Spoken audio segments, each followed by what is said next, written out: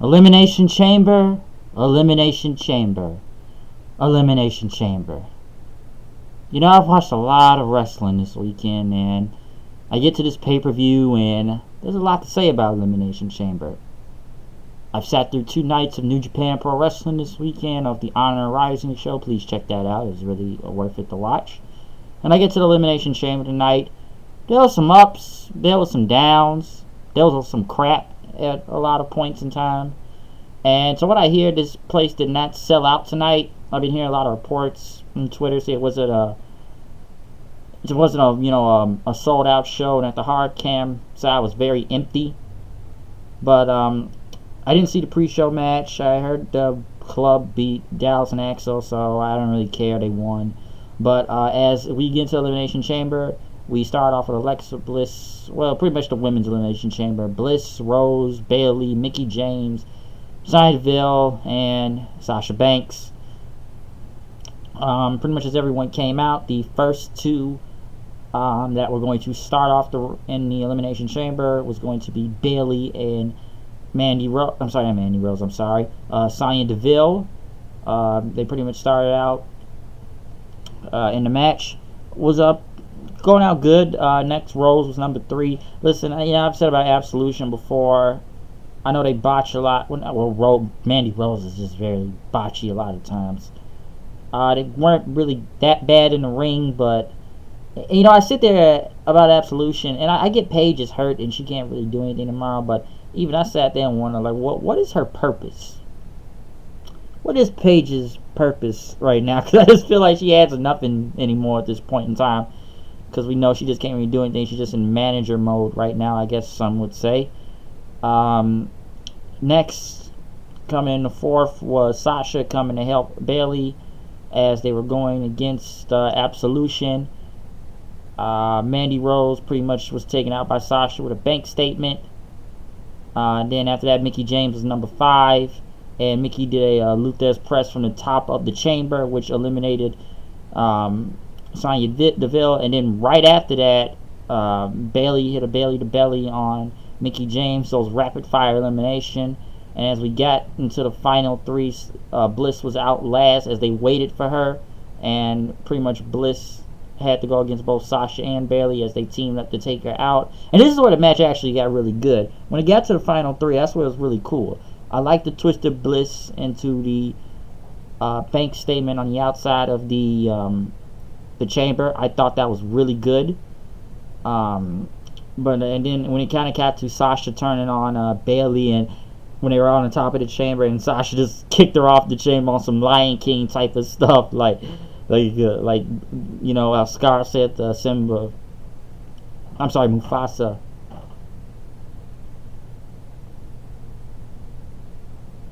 Long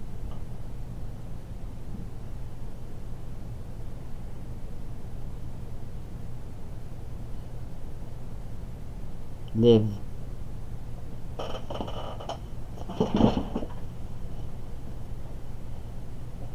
Yeah. Yeah.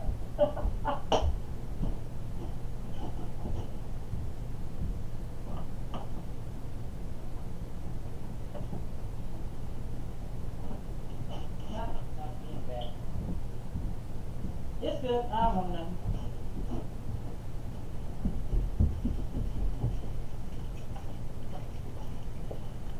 I'm sorry about that. Long live the king. As you can go back and look at the movie if you want to know that. But since she betrayed her, as they said, she stabbed her in the back. Pretty much Sasha was going against Bayley then at a point in time. But when Bayley hit the Bayley to belly off Sasha on the top rope, Bayley pretty much got rolled up by Alexa Bliss. And as it was Sasha going against Bliss, which I was hoping Sasha was going to win this match. I'm sure a lot of people were. But like I talked about that spot, and then she tried to do another twisted. No, it wasn't for. She was trying to go for the bank statement, but it didn't work. And it was focused on Sasha's bad knee there. But when it kind of got to the top rope they were on, trying to go to the top of the pod, Sasha was going to probably do a frog splash off of there, but Bliss tripped her and hit a DDT. And yes, Alexa Bliss wins. Predictable, yes. Even in the number count, very predictable. And the fans, for some odd reason, chanted "You deserve it" to, which made no type of sense. I don't know. This is Vegas, so yeah. And she put on this inspiring speech then, saying you can do it, dream big, and then she says none of you will accomplish your dreams, pretty much, and pretty much went full heel mode on them. Next was Sheamus and Cesaro versus Titus Brand, Apollo Crews, and Titus O'Neil. I already talked about that whole Crews name in the live reactions. I'm just gonna still go by Apollo Crews. I still think I don't know why we're just saying Apollo. It doesn't make a lot of sense to me. I don't know if that story is still true about that whole, they wanted to change his name because of the whole shooting thing that happened, the psychopath shooting up the school at in Florida, but I don't think that's really even relevant because the same last names aren't even relevant to each other, so it's odd, really.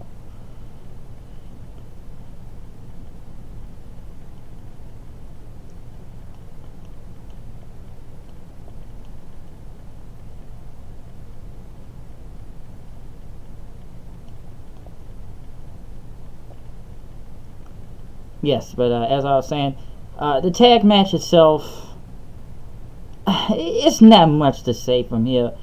I look at the tag team division on Raw right now. It's not a lot there, and we know some people are hurt that were in the tag team division, and I don't think a lot of people cared. It looked like the fans, so they were starting to pay attention to something else in the crowd. I did like the part where Sheamus kind of tripped going up on the top rope, and people just kind of caught the botch. And the crowd was pretty quiet. I was kind of bored throughout this match. I really didn't care. I knew the Bar was going to win. I still thought it was crazy when Titus Brand was getting wins over the Bar. So it's not much to say from here. But, yeah, Bar wins. Asuka went against Nia Jax, which was probably one of their better matches than when they had an NXT. I enjoyed it. And Nia Jax is really over. They made her look like a monster. And Alexa Bliss was able to pretty much dodge a power bomb and hit her with a roll up for the win. But after that, I don't know why I keep saying Bliss for. Asuka and Nia Jax. Asuka got the win, but then pretty much Bliss had an interview in the back, and they were talking about the match after pretty much Nia Jax attacked her and threw her through the barricade, charging at her. And it's like, was a Caruso interviewing her, or Renee Young talking about, looks like Bliss like should be facing Asuka, which was it kind of spoiling now that it's going to be Asuka versus Bliss at WrestleMania, because that looked like they kind of implied there. I'm not saying it was confirmed, but that's pretty much what they implied, because I'm like, did Asuka really ever pick anybody yet to win, to go against? Because they just kind of gave it away right there. But Nia got her heat back by putting her through the barricade, so it was actually a really good match. I'll say that. Roman was interviewed backstage, which pretty much he's going to beat, well, spoiler alert, which is literally a spoiler for I don't know how long now, he's going to beat Brock Lesnar at Mania. And now we get to this is probably one of the worst matches of the night. Okay? Bray Wyatt versus Matt Hardy. I don't want to say it sucked all the way, but okay, first off, Matt comes out, and then Wyatt just pops in the ring, thought he could get the jump on him, but then Matt Hardy's on the mic, and then he's singing the Obsolete song, which people kept rumoring saying Jeff Hardy was going to be there tonight.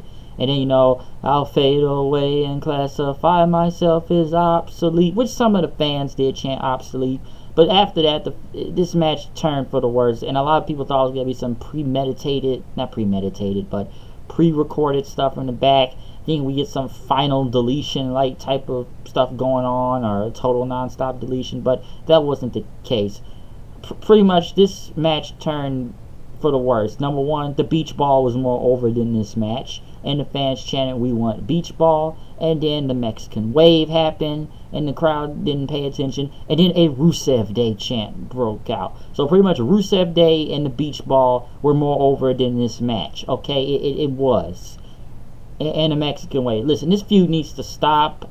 I don't care anymore. Matt gets his win. Move on. Bray Wyatt loses.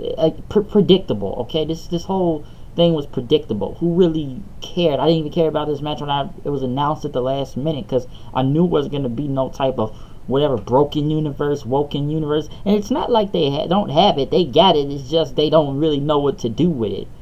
Woken, broken, I don't care what anybody says. The whole broken universe thing was cool when it was in TNA. Okay, when you had people like Matt and Jeff, and I know everybody says Billy Corgan had a part in it, and Jeremy Borash, which they pretty much took Jeremy Borash now, but all in that's pretty much true. And I don't think Matt has a lot of creative controls. Everybody, like I already said, so I'm not going to repeat myself on the whole creative control thing.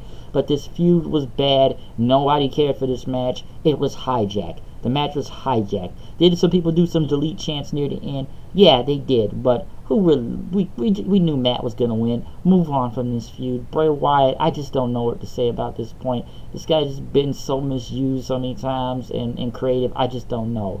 And it looks like they get worse and worse every time. From the Randy Orton feud that happened, that was getting worse going into Mania, to the Finn Balor one. I don't know, man. Then again, I'm heard he's getting sued by his ex-wife or something. I know that has nothing to do with wrestling, but then I heard that because of the old JoJo thing. He gets to hit JoJo, though. I can't get mad at him about that. That's the only credit I'm giving him on. So, yeah. But then we got into the Ronda Rousey contract signing, which Triple H was the most over person in this whole thing. And I was about to say this segment was about to die 1,000 deaths at point because the crowd was very relentless through this whole thing. Triple H was over. Okay.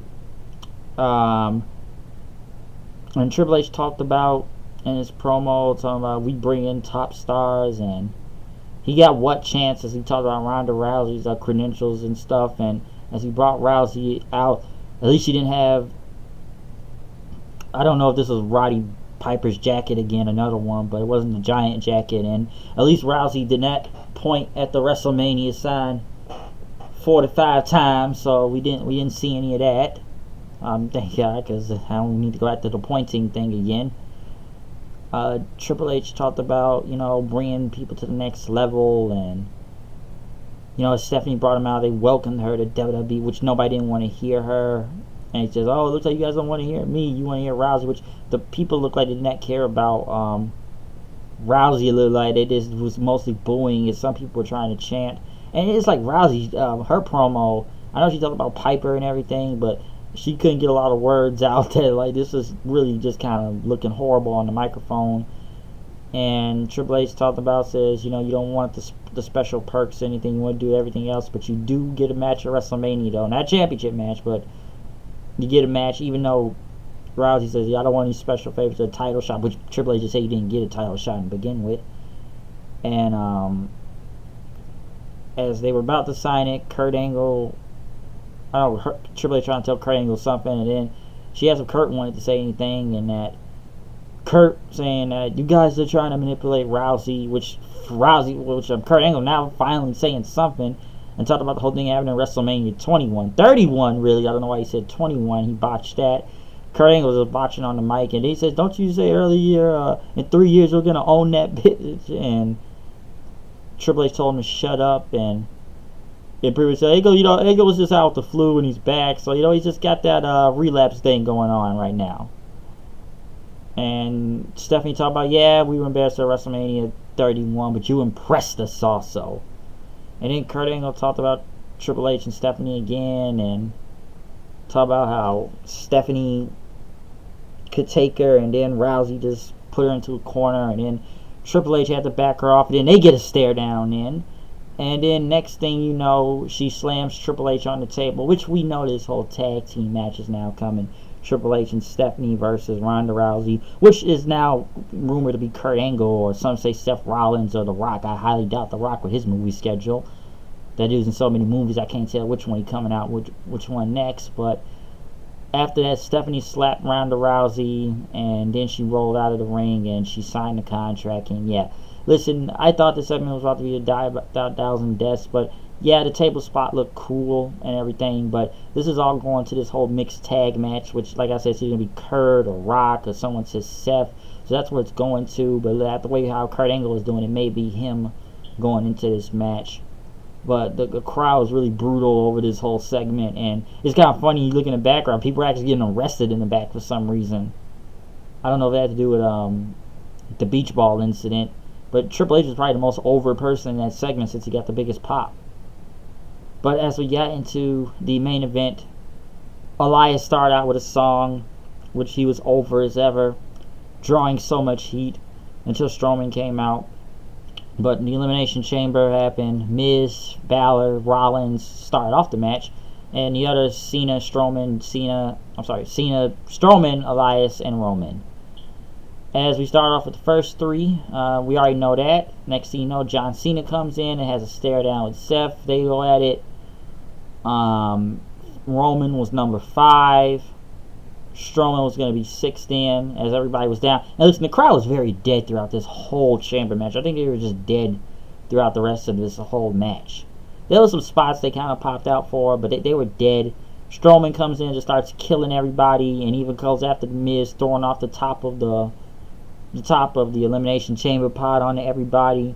And the next thing you know, finally everyone is smart enough after Elias was gonna come out, but he said no.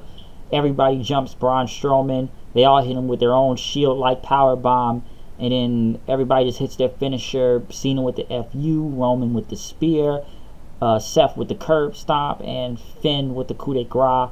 Didn't work. Elias tried to even pin everybody, but that didn't work. Well, Elias kept looking on, but once everybody... No, not to the Final Four. That's when that whole finisher fest happened. But, yeah, after Strowman just kind of knocked everybody out, Miz was gone then. Then that whole finisher fest pretty much went down then. But then Elias tried to go after everybody and pin him. Didn't work. And pretty much Strowman snuck up on him, and he took out Elias. And then when everybody still, like I said, after the whole finisher fest thing, not finisher fest, everybody still tried to go after Strowman. Cena just eliminated out of nowhere. That was kind of odd to me. He just got randomly eliminated. I was actually surprised to see that, but it's probably going to be Cena versus Undertaker at WrestleMania anyways.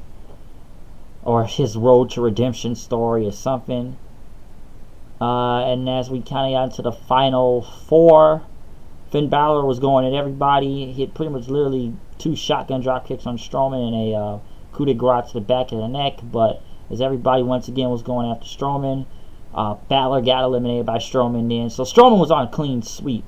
And then as Reigns and Rollins had to work together, Shield to take out Braun Strowman, throw him into the cage, doing what they could until they still going against each other. Rollins even hit a frog splash off the top of the pod on Strowman, but it did not work, which pretty much ended with Rollins getting a curb stomp after 2 super kicks, and he got eliminated by Strowman. So when it came to the end and how predictable this was, Roman had to beat all the odds to beat Strowman, and Strowman tried to put him through a barricade, but Strowman went through the barricade, and Roman hit him with a bunch of Superman punches, 2 spears, and it was over. As predicted. Listen, I don't know if the crowd... Yes, the crowd was dead. Or maybe they were just dead because we knew who was going to win. Listen, this has been rumored for over years, so this is nothing. Everybody named Mama knew this, okay? There's no surprise here.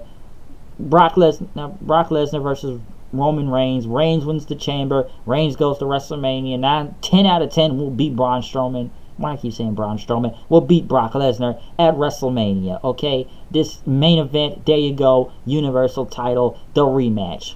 Because Vince did not flinch and trying to change this match at all. We were pushing Roman to the moon, folks, but I guess they wanted to send the crowd home happy, so Braun pretty much hit 2 power slams on Roman and then throw him through the chamber and send the crowd home happy. But as of this match, Elimination Chamber match was good. They made Braun Strowman look like a monster and strong in defeat. So this was good. I will say that. The women's one was pretty good. It's predictable still too. Rousey segment, people only kind of cared literally into the end, but it was kind of dying a thousand deaths in a way.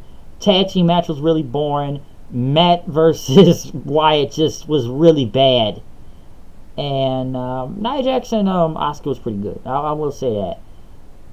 I would give this show, I want to say a C. Maybe a C plus. I'm not sure all the way, but hey, Roman didn't win the Rumble, but he sure did win the Chamber. So I don't know what's gonna happen after. Well, we know what's gonna happen to that, but as for other stuff, I don't know where to go with Matt Hardy at this point. Hopefully somewhere different. and get him away from Bray Wyatt desperately, please. But this crowd, Vegas, they were hot at some points, but there were times they were just kind of dying out there. There also, so it's just, they were just kind of going in different ways throughout this whole thing. Okay, so yeah, but like I said, it wasn't as bad as it was, but it's just when we got to the main event, the crowd was just really dead. I just think either they knew who was gonna win or they were just out of energy, and you just didn't really hear anybody react. But like I said, it was good. Strowman looked strong feet, but they had to have Roman beat all the odds, and he had to be the guy to take out Strowman, of course. But like I said, worst match of the night to me had to be Matt Hardy versus Bray Wyatt, and the crowd just I don't know, man. I knew they couldn't be trusted with the whole broken gimmick in to begin with, or Woken or whatever. I knew they couldn't be trusted. We all knew that if anybody didn't know that from the get-go, I don't know what to tell you. Like I said, the gimmick was raw on TNA, but this ain't TNA no more. So, this is in the WWE. But yeah, I am out of here. I'll see you guys later. Make sure you check out my live reactions to this show. You know, I wish I would have did a live review or reactions to the Honor Rising, but that was already a long enough show. I recommend going back and check that out. But yes, I am out of here. I will see you guys later. And peace out, and comment and subscribe.